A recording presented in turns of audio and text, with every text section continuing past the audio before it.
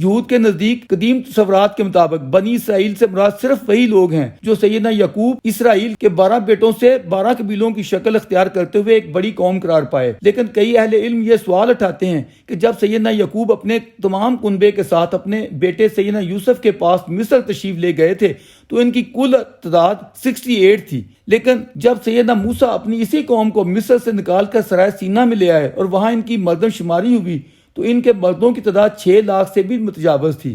ظاہر ہے اتنی خواتین بھی ہوں گی، جبکہ انہوں نے مصر میں کل 430 برس گزارے تھے۔ کیا کوئی نسلی قوم اتنے عرصے میں اتنی ترقی کر سکتی ہے؟ یہ سوال بھی ہمارے پیش نظر ہے کہ یہود کی بحثیت قوم جو پہم اتنی خوفناک بربادیاں ہوتی رہی ہیں، اس کی وجہ ان کا نسلی تفاخر، قومی سرکشی اور اپنے خدا کے اخلاقی احکامات کی خلاف ورزی اور نافرمانی ہی تھی، جیسے مابعد آنے والے بہت سے انبیاء اور رسل کا انکار اور زیادتیاں، یا اس کی کوئی دیگر وجوہ بھی تھی، جیسے کہ بشمول یروشلم ارض مقدس کی جغرافیائی اسٹریٹجی کی حیثیت، کیونکہ یہ بابرکت سرزمین ابدی و فطری طور پر 3 بر اعظموں کا سنگم رہی ہے، ایشیا، یورپ اور افریقہ۔ تب اقوام عالم کے تمام ذرائع آمد و رفت یہیں سے گزرتے تھے۔ بہرحال ہمارا مطالعہ یہ ہے کہ خدا نے اپنے الہامی کلام میں یہود کو ارض مقدس سے دائماً کبھی بھی اور کہیں بھی محروم نہیں کیا۔ قرآن اور بائبل دونوں ہی اس پر گواہ ہیں۔ اس لیے مذہبی نقطہ نظر سے ان کے حق میں ارض موعودہ کا عہد آج بھی قائم ہے۔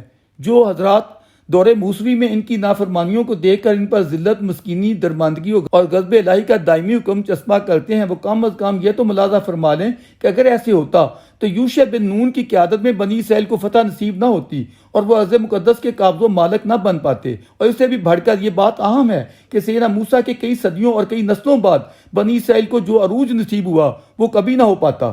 ہماری مراد سیدنا داؤد، ان کے بعد بالخصوص ان کے بیٹے سیدنا سلیمان کی عظمت کے ادوار ہیں، جو سیدنا موسیٰ سے 4 ساڑھے 4 صدیوں بعد بنی اسرائیل کی قیادت پر فائز ہوئے ہیں۔ سیدنا داؤد کو سیموئیل نبی کی معرفت سے طالوت کے بعد خطہ حبرون موجودہ الخلیل کا حکمران بنایا گیا، مگر انہوں نے باہم متصادم بنی اسرائیل کو یکجا کرتے ہوئے ایک وسیع تر سلطنت اسرائیل کی بنیاد رکھی۔ جی ہاں، آپ نے صحیح سنا، سیدنا داؤد، جنہیں اسرائیلی کنگ ڈیوڈ بولتے ہیں، انہوں نے اپنی جدوجہد سے خطہ کنعان میں جس ریاست کی بنیاد رکھی، اس کا نام بائبل، عہد نامہ قدیم یا زبور کے مطابق اسرائیل ہی تھا، جس کا پایا تخت بیت المقدس یروشلم تھا۔ یعنی پہلی باضابطہ اسرائیلی ریاست کے بانی صاحب زبور داؤد نبی ہیں۔ ان کے بعد ان کے باصلیت بیٹے سیدنا سلیمان کے دور میں اسرائیل کو جو اقتدار اور عروج نصیب ہوا، اس کی مثال ڈھونڈنی مشکل ہے۔ جن حضرات کی بشمول قرآن دیگر آسمانی کتب پر نظر ہے وہ اس سے بے خبر نہیں ہو سکتے۔ یہاں اگر ان کی عظیم الشان سلطنت، اقتدار اور قوت کے واقعات صرف قرآن ہی سے نقل کر دیے جائیں تو مضمون کی طوالت بہت زیادہ بڑھ جائے گی۔ عامۃ المسلمین میں بہت سے پڑھے لکھوں کو، نام تو نہیں لوں گا، بحث کرتے ہوئے یہ تک معلوم نہیں ہوتا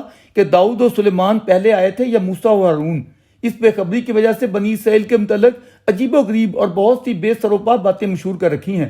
عامۃ المسلمین میں پھیلائے گئے اس مغالطے کو دور کرنے کے لیے ہم یہاں بنی اسرائیل کی تاریخ کے اس درمیانی عرصے کی تفصیل اجمالاً پیش کرنا چاہتے ہیں۔ سیدنا موسیٰ کی وفات کے بعد ان کے شاگرد اور جانشین یوشع بن نون، جو سیدنا یوسف کے بیٹے افراہیم کی اولاد سے تھے، کی قیادت و رہنمائی میں بنی اسرائیل فتح حاصل کرتے ہوئے ارض کنعان پر قابض ہو گئے تھے۔ حضرت یوشع آخری عمر تک بنی اسرائیل کی نگرانی اور اصلاح میں مصروف رہے۔ انہوں نے باہمی جھگڑوں کے تصفیے کی خاطر قاضیوں کا تقرر فرمایا تاکہ بنی اسرائیل آئندہ بھی اس طرح کا نظام قائم رکھیں۔ یہ نظام سیدنا موسیٰ کی وفات سے قریباً 350 سال بعد تک قائم رہا۔ قبائل پر حکمرانی سردار کرتے تھے، لیکن ان کے مقدمات کے فیصلے قاضی انجام دیتے تھے۔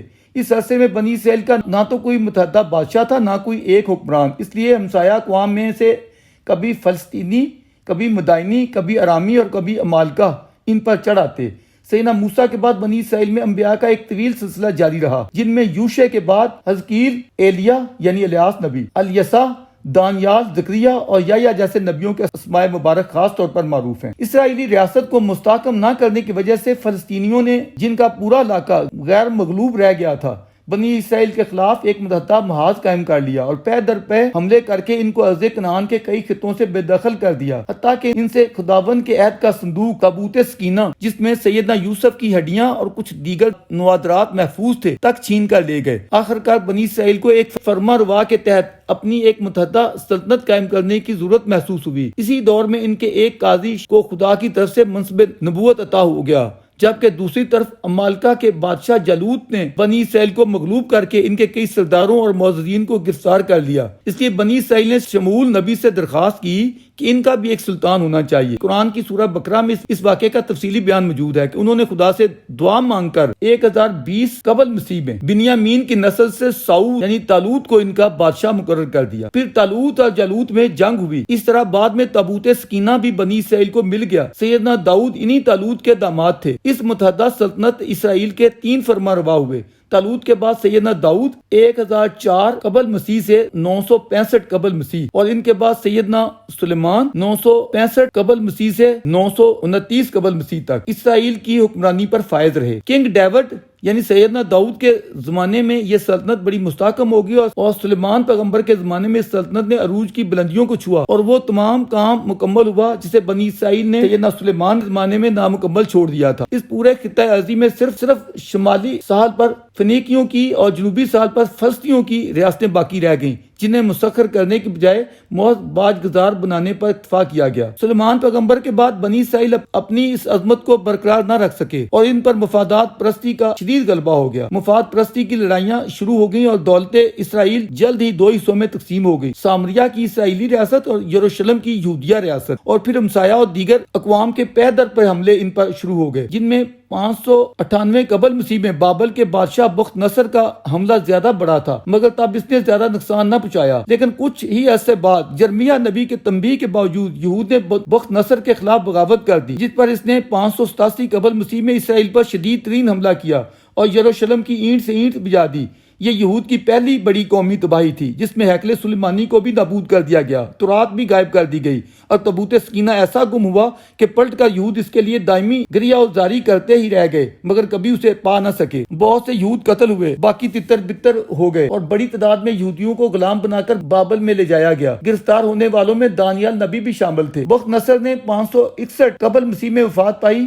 اس کا بائبل میں کوئی 100 دفعہ نام آیا ہے۔ جس طرح آج اسرائیل کو امریکی سرپرستی حاصل ہوئی ہے، اسی طرح تب فارس یعنی ایران کی مدد حاصل ہو گئی۔ عہد نامہ عتیق کی روح سے بخت نصر کی جارحیت کے 70 برس بعد 539 قبل مسیح میں کسرا فارس سائرس اعظم نے بابل پر حملہ کیا اور فتح حاصل کی۔ اس کے دوسرے ہی سال اس نے فرمان جاری کر دیا کہ بنی اسرائیل کو اپنے وطن جانے دو اور دوبارہ آباد ہونے کی اجازت عام ہے۔ اس کے بعد یہود کے قافلوں پر قافلے اسرائیل جانے لگے۔ سائرس نے انہیں دوبارہ ہیکل سلیمانی تعمیر کرنے کی اجازت بھی دے دی۔ 516 قبل مسیح میں بیت المقدس نئے سرے سے آباد ہوا اور ہیکل سلیمانی بھی دوبارہ تعمیر کیا گیا۔ 458 قبل مسیح میں حضرت عزیر یعنی عزیر بائبل کے مطابق عزرا نبی ایک جلا وطن گروہ کے ساتھ اسرائیل پہنچے تو شاہ ایران ارشیر نے ایک فرمان جاری کیا جو بائبل کی کتاب عزرا باب 8 آیت نمبر 25 اور 26 میں یوں تھا: تو اپنے خدا کی اس دانش کے مطابق جو تجھ کو عطا ہوئی حاکموں اور قاضیوں کو مقرر کر، تاکہ دریا پار کے سب لوگوں میں جو تیرے خدا کی حکمت کو جانتے ہیں انصاف کریں، اور تم اس کو جو نہ جانتا ہو سکھاؤ۔ اس فرمان سے فائدہ اٹھا کر سیدنا عزیر یا عزرا نبی نے دین موسوی کی تجدید کا بہت بڑا کام سر انجام دیا۔ پھر سکندر اعظم کی قیادت میں یونانیوں کی فتوحات کا سلسلہ شروع ہوا، جس سے ایرانی سلطنت کو بھی زوال آ گیا، اور یروشلم پر بھی 332 قبل مسیح میں سکندر اعظم کا قبضہ ہو گیا۔ سکندر کے بعد 175 قبل مسیح میں انطاکیہ کے انٹیوکس فوز نے یہودی مذہب و تہذیب کی بے-کنی کرنی چاہی اور اپنا مذہب ان پر مسلط کرنا چاہا۔ اس نے ہیکل میں زبردستی بت رکھوائے اور یہود کو مجبور کیا کہ انہیں سجدہ کرو۔ قربان گاہ پر بھی قربانی بند کروا دی، اور یہ قانون بنایا کہ جو گھر میں تورات کا نسخہ رکھے اس کے لیے سزائے موت ہوگی۔ پھر 67 قبل مسیح میں مقابی کی بغاوت ہوئی تو یہود کو آزادی مل گئی۔ 63 قبل مسیح میں رومی جنرل بومپائی نے یروشلم کا محاصرہ کر کے ہیکل کو پھر تباہ کر دیا، لیکن 37 قبل مسیح میں ہیروڈ رومی شہنشاہ کے باجگزار کی حیثیت سے یہود کا بادشاہ بنا تو ہیکل نے ایک دفعہ پھر سیدنا سلیمان کے عہد کی عظمت حاصل کر لی۔ یہ 4 قبل مسیح تک رہا۔ ہیروڈ اعظم کا تعمیر کردہ یروشلم ہی سیدنا مسیح کے عہد کا یروشلم تھا، جب معبد میں منڈیاں لگتی تھیں، جن پر سیدنا مسیح نے سخت احتجاج کیا۔ آپ کی انقلابی تعلیمات سے گھبرا کر یہودی علماء آپ کے مخالف ہو گئے۔ بائبل کے عہد نامہ جدید میں وہ تفصیلی واقعات موجود ہیں کہ اس دور میں کیا کیا مظالم ہوئے اور سیدنا مسیح کے ساتھ کیا سلوک روا رکھا گیا۔ اس دور میں جو بڑے دردناک واقعات ہوئے، ان میں سب سے بڑا واقعہ سیدنا مسیح کو مصلوب کیے جانے کا تھا، اگرچہ ہم مسلمانوں کے نزدیک اس اذیت کے باوجود ان کی جان بچا لی گئی۔ بہرحال زیادہ عرصہ نہیں گزرا تھا کہ یہودیوں اور رومیوں کے درمیان سخت کشمکش شروع ہو گئی۔ 64 اور 66 عیسوی کے درمیان یہودیوں نے بغاوتیں کی۔ آخر کار 70 عیسوی میں رومی سلطنت نے تیتس کی سخت فوجی کارروائی سے یہودیوں کو کچل دیا۔ اس موقع پر قتل عام میں 1,33,000 یہودی مارے گئے، 67,000 گرفتار کر کے غلام بنا لیے گئے، ہزارہا مصری کانوں میں بھیج دیے گئے۔ ہیکل سلیمانی کو آگ لگا کر یہودیوں سمیت سب کو جلا ڈالا گیا۔ اب کہ ہیکل ایسا تباہ ہوا کہ پلٹ کر کبھی تعمیر نہ کیا جا سکا۔ یہود کی تمام دراز قامت اور حسین لڑکیاں فاتحین کے لیے چن لی گئیں۔ ارض مقدس سے یہود کا اقتدار ایسا مٹا کہ 2000 برس تک انہیں دوبارہ سر اٹھانے کا موقع نہ مل سکا۔ 136 عیسوی میں رومی قیصر ہیڈریان نے اس شہر کو دوبارہ آباد کیا، مگر اس کا نام ایلیا رکھا گیا اور اس میں یہود کا داخلہ بھی ممنوع قرار پایا۔ اس جرم میں ان کے لیے سزائے موت مقرر کر دی گئی۔ 330 میں معروف مسیحی حکمران کنسٹنٹائن نے یروشلم کو کاملاً مسیحی شہر میں تبدیل کر دیا، مگر 614 میں ایرانیوں نے اس میں موجود بیشتر کلیساؤں کو تباہ کر دیا۔ یہ پیغمبر اسلام کے دور کا واقعہ ہے۔ اس وقت پروفٹ محمد کی ہمدردیاں جار ایرانی کسریٰ کے بالمقابل اہل کتاب کے رہنما قیصر روم کے ساتھ تھیں، اور قرآن میں یہ بشارت دی گئی کہ بالآخر اہل روم یا مسیحی غالب رہیں گے۔ 636 میں مسلم خلیفہ سیدنا عمر فاروق نے بغیر جنگ کے یروشلم فتح کر لیا۔ اس وقت یہاں یہود کا کوئی بابت سلامت نہ تھا۔ کچھ کھنڈرات تھے یا مسیحیوں کے کچھ چرچز، مگر وہاں بھی دعوت ملنے کے باوجود خلیفہ عمر نے اس خدشے سے نماز ادا نہ کی کہ مبادا کہیں مابعد مسلمان اسے ڈھا کر مسجد نہ بنا لیں۔ 17ویں صدی عیسوی میں یروشلم کے پہاڑ صہیون سے منسوب یہود کی جدید انقلابی تحریک شروع ہوتی ہے، جس کا پہلا ہیڈ کوارٹر ویانا میں تھا۔ یہ تحریک وسطی یورپ سے اٹھی، لیکن اس کی زیادہ تر امداد امریکی اور یورپی یہودیوں نے کی۔ 1854 میں ایک یہودی نے لندن میں اس مقصد کے تحت ایک کمپنی قائم کی۔ 1876 میں اس سوسائٹی کی بنیاد رکھی گئی، جس کا مقصد فلسطین میں یہود کی نو آبادیاں قائم کرنا تھا۔ 1896 میں یہودی صحافی ڈاکٹر ہرزل نے ریاست یہود کا پروگرام پیش کیا، جس کی روشنی میں 17 اگست 1897 کو سوئٹزرلینڈ کے شہر باسل میں سونی کانفرنس منعقد ہوئی۔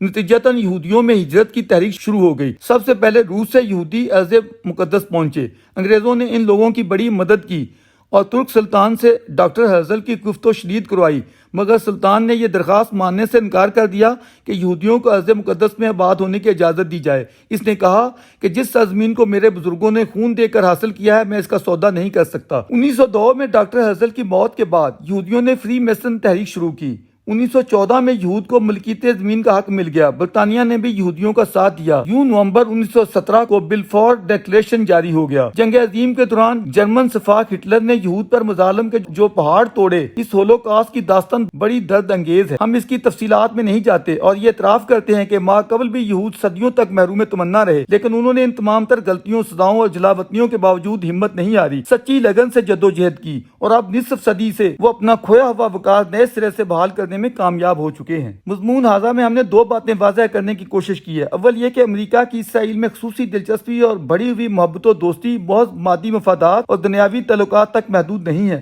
بلکہ اس کی اہم وجہ وہ اخلاقی اور روحانی تعلق ہے جو بائبل نے اولاد یعقوب کا اس خطہ ارضی سے قائم کر رکھا ہے۔ ہماری نظر میں بائبل کی آسمانی تعلیمات پر تھوڑا سا بھی یقین رکھنے والا کوئی بھی انسان جب ہمارے بیان کردہ حوالہ جات و آیات کو پڑھے گا تو وہ ارض مقدس کے اسرائیل سے تعلق کو محسوس کیے بغیر نہیں رہ سکے گا۔ بائبل میں بیان کی گئی تمام تر تفصیلات کی تصدیق ہم نے قرآن مجید سے بھی پیش کی ہے، اور اس لحاظ سے اپنی پوری مسلم امہ کی خدمت میں یہ سوال رکھا ہے، کیا آپ کے اس آخری کلام الہی کی روشنی میں یہ امر واضح نہیں ہوتا کہ ہم مسلمان جس طرح فلسطینی مسلمانوں کے لیے ان کے مخصوص خطوں پر مشتمل آزاد و خود مختار فلسطینی خطے کے خواہش مند ہیں، اسی طرح ہمیں ارض کنعان میں یہود کی قومی ریاست اسرائیل کو بھی خوش دلی اور خوش اسلوبی سے تسلیم کر دینا چاہیے۔ ہم مسلمانوں کے پاس اس وقت دنیا کے بہترین خطوں میں خدا کے فضل سے 56-57 مسلم ممالک موجود ہیں، لیکن یہود کے لیے صرف ایک قومی وطن کی بات کرتے ہوئے ہم اتنے جذباتی و غصیلے کیوں ہو جاتے ہیں؟ اگر امریکہ اور برطانیہ نے ایک مظلوم قوم کو ان کا صدیوں سے چھینا ہوا حق لوٹا دیا ہے تو کیا برا کیا ہے؟ ہم ذرا حوصلہ رکھیں اور باوقار طریقے سے اپنے فلسطینی بھائیوں کو بھی ان کا تاریخی پیدائشی حق ضرور دلوائیں۔ دنیا اس سے قطعی انکاری نہیں ہے، بشرط یہ کہ بدلے ہوئے حالات میں ہم سب جیو اور جینے دو کی پالیسی اپنا لیں۔